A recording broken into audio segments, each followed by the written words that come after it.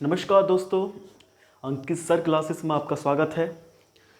अभी तक अगर आपने चैनल को सब्सक्राइब नहीं किया है तो सब्सक्राइब कर दो, क्योंकि आज बहुत बेहतरीन क्लास होने वाली है। लगातार हमने पॉलिटी की बहुत सारी क्लासें मैंने प्लेलिस्ट में डाल दी हैं वीडियो, तो आप देख सकते हैं। हिस्ट्री की क्लासें चल रही हैं कंटिन्यू, ये हिस्ट्री की तीसरी क्लास है।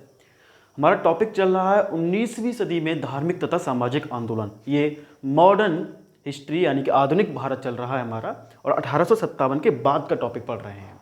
इससे पहले दो क्लासें हो चुकी हैं।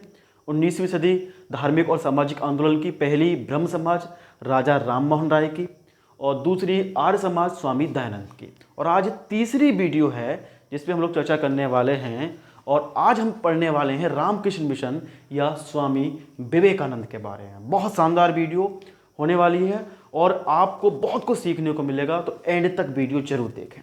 चलिए, रामकृष्ण मिशन की स्थापना स्वामी विवेकानंद के द्वारा की गई, हम सब जानते हैं। आइए चर्चा करते हैं इनके गुरु के बारे में और खुद स्वामी विवेकानंद के बारे में। ठीक है, मॉडर्न हिस्ट्री का बहुत इंपॉर्टेंट टॉपिक चलने वाला है। पहले बात करेंगे विवेकानंद के गुरु के बारे में। विवेकानंद के जो गुरु थे वो रामकृष्ण परमहंस थे, सब जानते हैं।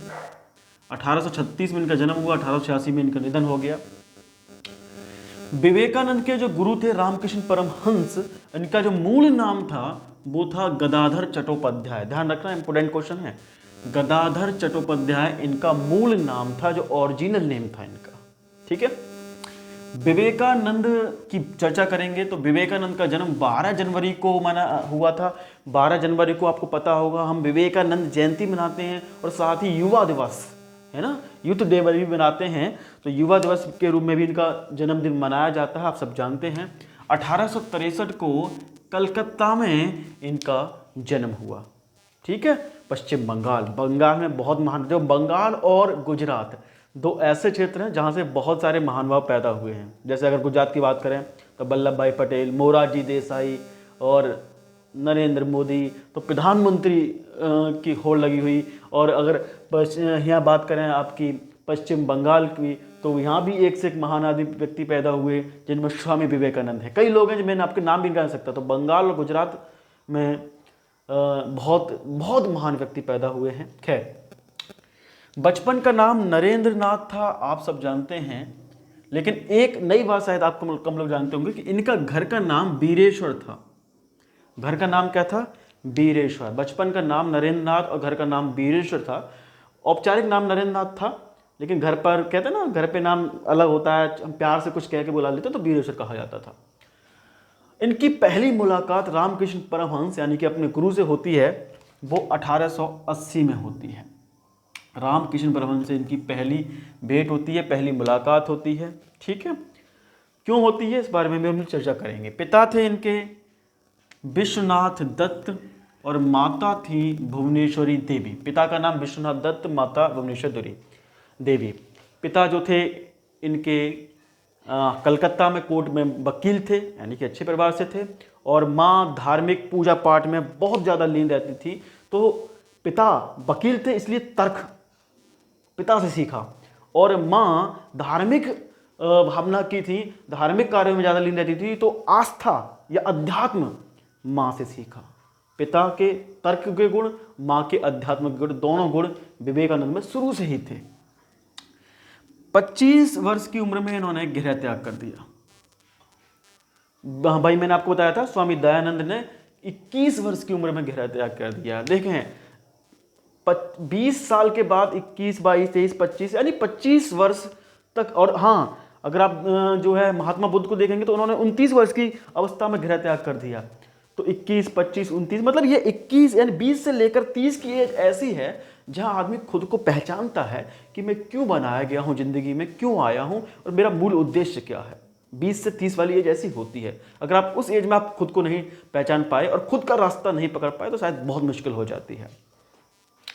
1891 में संपूर्ण भारत की यात्रा कर ली, पूरा भ्रमण किया। इसलिए आपको एक क्वेश्चन भी यहाँ से मिलता है जो अक्सर पूछा भी जाता है, मैं आगे बताऊंगा भी, कि ये इन्होंने पूरी यात्रा की थी, बहुत ज़्यादा पूरे देश में गरीबी और निम्न वर्ग के लोग, यानी कि हर तरह के माहौल से परखे, हर तरह का माहौल देखा इन्होंने। और हुआ क्या कि अपने उपदेश जब दिया करते थे, अपने भाषण जब दिया करते थे, तो एक बार ये राजस्थान में पहुंचते हैं। और राजस्थान में एक जगह है खेतड़ी, आपको पता होगा, ये बहुत ज़्यादा पूछा भी जाता है, खासकर भूगोल में भी, क्योंकि यहाँ बहुत सारी चीज़ें खनिज पदार्थों के लिए भी फेमस है। तो राजस्थान के खेतड़ी के महाराजा थे कुंवर अजीत सिंह। बहुत इंपॉर्टेंट पॉइंट है, राजस्थान के खेतड़ी के महाराजा कुंवर अजीत सिंह ने इनका नाम विवेकानंद रखा। भाई इनकी मुलाकात हुई, इनका नाम विवेकानंद किसने रखा? कुंवर अजीत सिंह ने, खेतड़ी के महाराजा ने। यानी कि इससे पहले इनका नाम क्या था? नरेंद्र नाथ। नरेंद्र नाथ अब क्या बन गए? विवेकानंद बन गए। 1893 में उन्हीं महाराजा के खर्च पर ये अमेरिका के शिकागो के प्रथम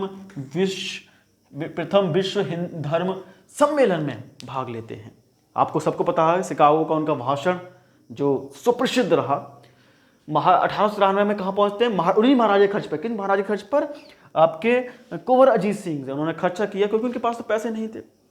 इसके पीछे भी एक वाकया है कि हुआ क्या कि थोड़ी सी मैं चर्चा करना चाहूँगा दो बातों की। एक तो इनकी रामकृष्ण परमहंस के साथ बात की, और दूसरा इनकी माँ के साथ।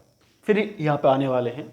रामकृष्ण परमहंस के साथ ये शुरू से जुड़े हुए थे, अध्यात्म में जुड़े हुए थे, भगवान की तलाश में थे, भगवान की खोज में रहे। अच्छा, एक बहुत बढ़िया पॉइंट यहाँ सीखने को मिलता है कि दयानंद भी भगवान की खोज में रहे, सच्चे ईश्वर की खोज में रहे, विवेकानंद भी रहे, ऐसे तमाम लोग रहे कि जिन्होंने सच्चे ईश्वर की खोज की, लेकिन ईश्वर को तो नहीं पा पाए, लेकिन खुद को पा गए।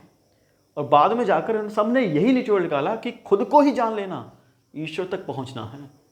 आप खुद को जान गए ना, तो आप ईश्वर तक पहुंच गए। वही सच्चा ईश्वर है, खुद को जान लेना। हुआ क्या कि एक बार इनकी माँ बहुत बीमार हुई, स्वामी विवेकानंद की।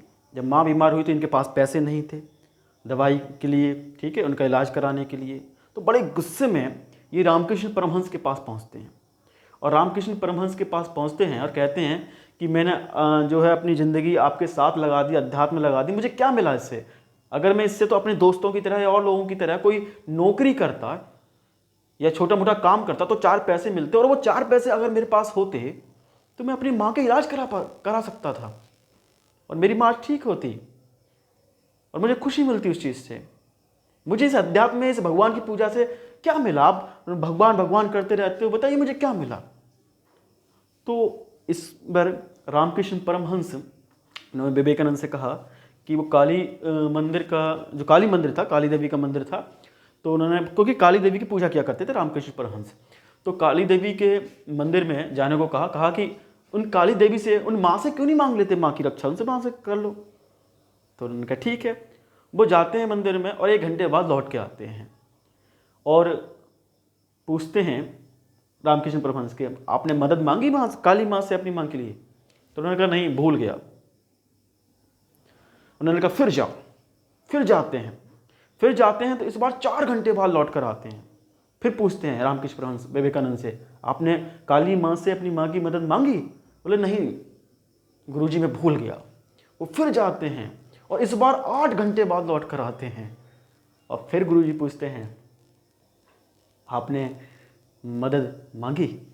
वो कहते हैं नहीं गुरुजी, मुझे मदद नहीं चाहिए, मैं नहीं मांगना चाहता। और यही पाठ, यही सबक सिखाना चाहते थे रामकृष्ण परमहंस कि मांगना पूजा नहीं होता, प्रार्थना नहीं होता। प्रार्थना में सिर्फ मांगा नहीं जाता, प्रार्थना तो निस्वार्थ भाव से की जाती है। अगर आप भगवान से ये कहेंगे कि भगवान अगर मुझे पास करेगा तो मैं पूजा करूंगा, तो ये काहे की पूजा है, काहे की प्रार्थना है? और वो बात उनको सबक सीखने को मिली रामकृष्ण परमहंस से। एक और वाकया मैं आपको बताना चाहूँगा। जब ये 1893 के शिकागो सम्मेलन में जाने के इच्छुक थे, तो इनके दोस्तों ने पैसा इकट्ठा किया था काफ़ी, लेकिन इन्होंने पैसा वो नहीं लिया खर्चे के लिए, क्योंकि वहाँ शिकागो जाना था तो भी खर्चा होता था, तो पैसा नहीं लिया और वो पैसा उन्होंने गरीबों में बांट दिया। लेकिन माँ से परमिशन लेने गए, माँ से पूछने गए कि माँ मैं शिकागो जाना चाहता हूँ, विश्व धर्म सम्मेलन है, तो क्या मैं जा सकता हूँ, मुझे परमिशन है? माँ उस वक्त काम कर रही थी, खाना बना रही थी, और खाना बना रही थी तो अपने होता था कि पुरानी महिलाएं तो अपने कोई गीत गाने गाया करती थी। आजकल नहीं ऐसा होता कि ईयरफोन लगा होता है, पहले अपने गाना गुनगुना कर ही खाना बना दिया करती थी। शौक हुआ करता था महिलाओं को खाना बनाने का। तो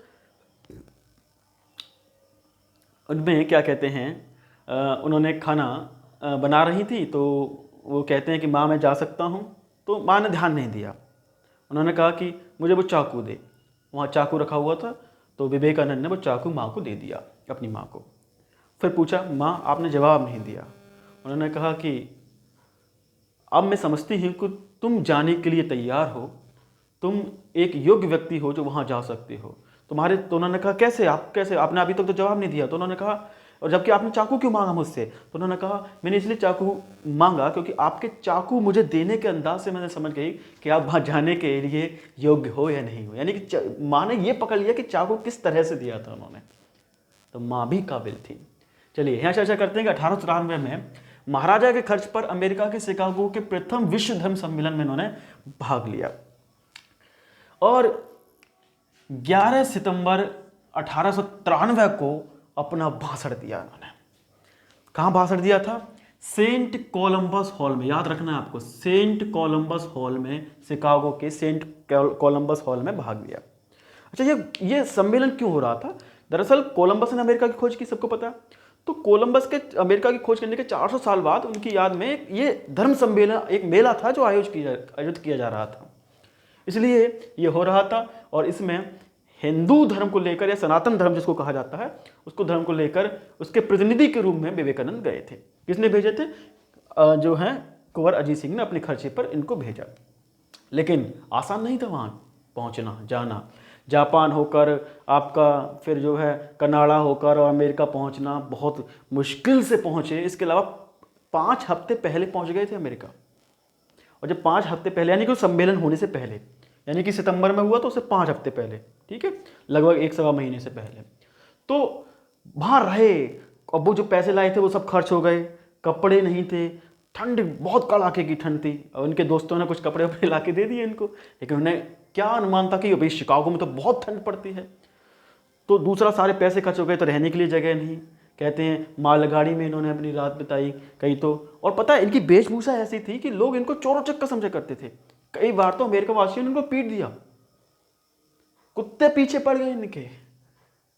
बहुत परेशानी सही उस इंसान ने, ऐसे ही नहीं। और बड़ी मुश्किल के बाद ये जो है वहाँ पहुँचे, तो वहाँ पेनिनसुलर जहाज से गए थे ये, ठीक है, बम्बई से गए थे, वहाँ बम्बई से पेनिनसुलर नामक जहाज से गए। और ख़ास बात और क्या रखनी है कि इन्हें बड़ी मुश्किल से, तो इन्हें घुसने तक नहीं दिया जा रहा था उस कोलंबस हॉल में। मिसेज हॉल, एक महिला है मिसेज हॉल, जिन्होंने सहायता की इनकी, और उनकी मदद से वहाँ पहुँचे सेंट कोलंबस हॉल में। जब हम पहुँचते हैं तो पहुंचने के बाद वहाँ देखते हैं सब लोग भाषण दे रहे होते हैं, अलग अलग धर्म के लोग आए होते हैं, अपना अपना भाषण बड़े जोरों से दिया जा रहा होता है। तो घबराहट तो थी विवेकानंद के मन में, क्योंकि वो कोई तैयार करके नहीं आए, तो कोई भाषण प्रिपेयर नहीं था, केवल बोलना था उनको। और घबरा इस बात से रहे थे कि मैं कुछ जानता नहीं हूँ, और इतने बड़े बड़े महान विद्वान वहाँ लोग बैठे हुए थे। तो लास्ट में जब इनको मौका मिला, बहुत कम समय मिला था, ये सब जानते हैं, बहुत कम समय का मौका मिला और बड़ी मुश्किल से मौका मिला। और जब इन्हें मौका मिला तो आपको पता है इन्होंने पहली लाइन ही ऐसी बोल दी कि अमेरिका वालों ने 2 मिनट तो खड़े होकर तालियां बजाई थी, स्टैंडिंग ओवेशन दिया था उनको इस बात का। और वो लाइन क्या थी? 2 मिनट इसके लिए तालियां बज गई। वो लाइन थी, माई brother and sister of America, मेरे अमेरिका वासी भाइयों और बहनों। और वो अमेरिका वासी भाई और बहनों लाइन ऐसी अमेरिका वालों पे छा गई कि भाई तालियों की गूंज होने लगी खड़े होकर, क्योंकि ब्रदर और सिस्टर किसी ने नहीं बोला था, लेडीज और जेंटलमैन सब बोला करते थे। उनको लगा कि एक ऐसा व्यक्ति सामने आया है जो हमें भाई बहन समझ रहा है, ब्रदर सिस्टर समझ रहा है। एक नई जो है ऊर्जा, एनर्जी आ गई वहां बैठे लोगों में। अब विवेकानंद तालियां बजते हुए देख रहे हैं तो घबरा रहे हैं, उनके मन में आ रहा है कि ये तालियां हंसी में बज रही हैं या तारीफ में बज रही हैं? क्योंकि भाइयों विरोध, मैंने तो अभी कोई बात कही भी नहीं, अभी तो अपना भाषण शुरू भी नहीं किया। भाइयों और बहनों कहना भारत में तो कोई नॉर्मल बात थी जिसके लिए तालियां थोड़ी ना बजती थी, लेकिन वहां भाइयों बहनों ब्रदर सिस्टर कहने पर तालियां बज रही हैं, चौंक गए। लेकिन जब पता चला कि ये तारीफ में बजी हैं तो उन्होंने अपना ओजपूर भाषण दिया। और भाषण में एक पॉइंट जो सबसे ज़्यादा इंपॉर्टेंट था, उन्होंने जो कहा, पूरा भाषण आपको सुनना चाहिए, मैं सुनाऊंगा नहीं, वीडियो बहुत लंबी हो जाएगी, वरना पूरा भाषण सुनाता कि वो भाषण क्या था। फिर कभी मौका मिलेगा तो बताऊंगा, या आप पढ़ भी सकते हैं, इंटरनेट से आप देख सकते हैं। उस भाषण में एक बहुत इंपॉर्टेंट बात बताई उन्होंने कि जिस तरह सारी नदियाँ आकर अंत में समंदर में मिल जाती हैं, उसी तरह सभी धर्म, जितने भी धर्म हैं, सभी धर्म के व्यक्ति जितने भी हैं, सभी धर्म अंत में जाकर उनका एक ही जगह मिलना है, वो है ईश्वर। सारे ईश्वर में मिल रहे हैं, तो सभी भाईचारे से रहें, सभी सद्भाव से रहें, ये उनका मानना था। उस भाषण के जरिए ये उनका संदेश भी था। चलिए, द न्यूयॉर्क हेराल्ड नामक पत्र में उनका लेख छपा, और पूरा लेख छपा, भाई बहुत बड़ी बात थी, पूरा का पूरा भाषण छापा उसने। और उसने बहुत बढ़िया बात कही, उन्होंने कहा स्वामी विवेकानंद जैसे लोग अगर भारत में रहते हैं तो भारत में प्रचारक को भेजना, इसलिए प्रचारक को भेजना कि भारत को सिखा सकें कुछ, या भारत थोड़ा सा एक तरीके से अनपढ़ देशों में, या कह सकते हैं विकसित देशों में है, ये मानना मूर्खता है। क्योंकि स्वामी विवेकानंद जैसे अगर और लोग भारत में हैं तो ये बहुत बड़ी बात है, भारत वाकई में महान देश होगा। खुद न्यूयॉर्क हेराल्ड ने ऐसा लिखा। और मैंने कहा था कि इन्होंने 1891 में संपूर्ण भारत की यात्रा कर ली थी, तो इन्हें तूफानी भ्रमण करने वाला साधु कहा गया। तूफानी भ्रमण करने वाला साधु कहा गया। 5 हफ्ता पहले शिकागो पहुंचे, मैं बता ही चुका हूं, ठीक है। हाँ, इसके बाद ये न्यूयॉर्क में रहकर इन्होंने जो है वेदांत सोसाइटी की भी स्थापना की, और कैलिफोर्निया में एक शांति आश्रम बनाया। दोनों बातें यहाँ रखनी है, न्यूयॉर्क में वेदांत सोसाइटी और कैलिफोर्निया में शांति आश्रम बनाया, ठीक है। 1 मई 1897 को जब ये भारत वापस लौटे तो इन्होंने रामकृष्ण परमहंस की याद में रामकृष्ण मिशन की स्थापना की। ये पूछा जाता, बहुत इंपॉर्टेंट क्वेश्चन। 1 मई 1897 को रामकृष्ण मिशन की स्थापना की गई, ठीक है। और 1899 में बेलूर, जो कि कलकत्ता के पास में ही है, वहां इसका मुख्यालय बनाया गया, ठीक है।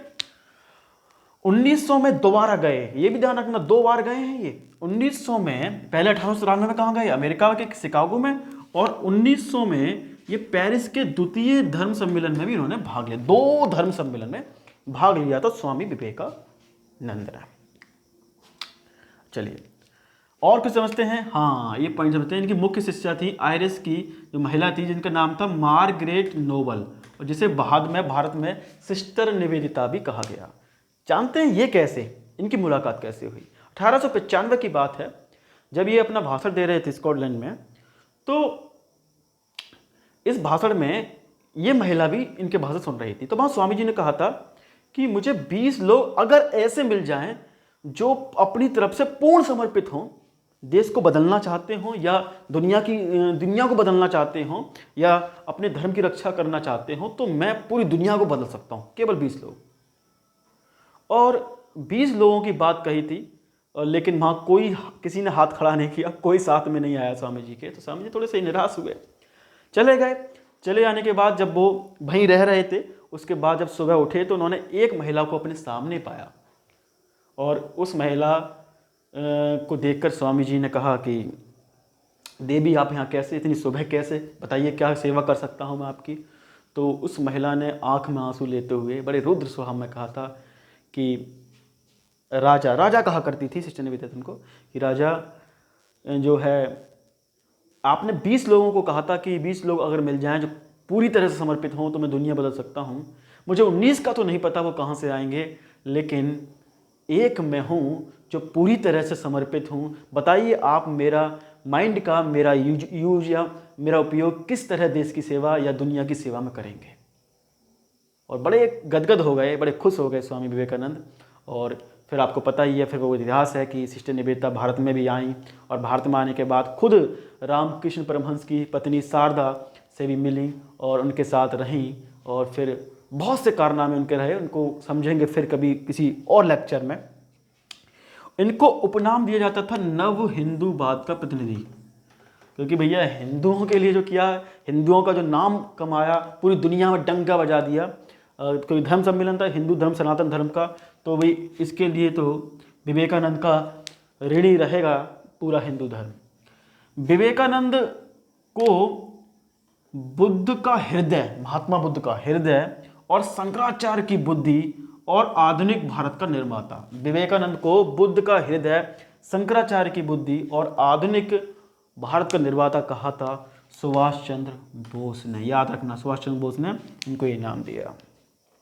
और 4 जुलाई 1902 को कलकत्ता में इनका 39 वर्ष, मात्र 39 ईयर में ही इनका निधन हो जाता है, 39 वर्ष। और कहते हैं विवेकानंद ने तो ये भविष्यवाणी पहले ही कर दी थी कि मैं 40 वर्ष से ज़्यादा नहीं जी सकता। 39 वर्ष की उम्र में विवेकानंद ने वो काम कर दिया जो कह सकते हैं कि लोग आज भी उनको याद करते हैं। तमाम तरह के उनके उपदेश, उठो जागो और अपने लक्ष्य को प्राप्त करो, ठीक है, ये चीज़ें हैं। और बहुत से जो है उपदेश, जिनके बारे में 10 ही उपदेश हैं, बहुत लंबा वीडियो हो जाएगा, वरना मैं आपको पूरी इनकी हिस्ट्री और ज़्यादा बताता। लेकिन मुझे लगता है जितनी भी एग्जाम में इंपॉर्टेंट बातें हैं वो मैंने यहाँ पर पूरी की पूरी जो है बताई हैं।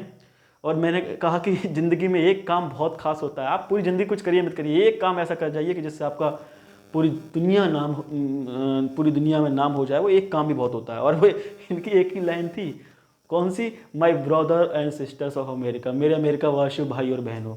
और भाइयों बहनों कहकर पूरा अमेरिका का दिल जीत लिया। और ये सच बात है कि पहले उनको कोई नहीं मानता था, और जब अमेरिका में वो एक सम्मेलन करके आ गए, फिर लोग पूजने लगे, बुलाने लगे, स्वामी जी आइए, स्वामी जी आइए। एक काम है, बस एक दिन चमकेगा जरूर, आपका दिन आएगा और उस दिन आप ऐसे चमकेंगे कि वो लोग जो आपको पूछते नहीं थे वो आपका सम्मान करते हुए नहीं थकेंगे। भाइयों बहनों कहकर वहाँ अमेरिका वासियों का दिल जीत लिया।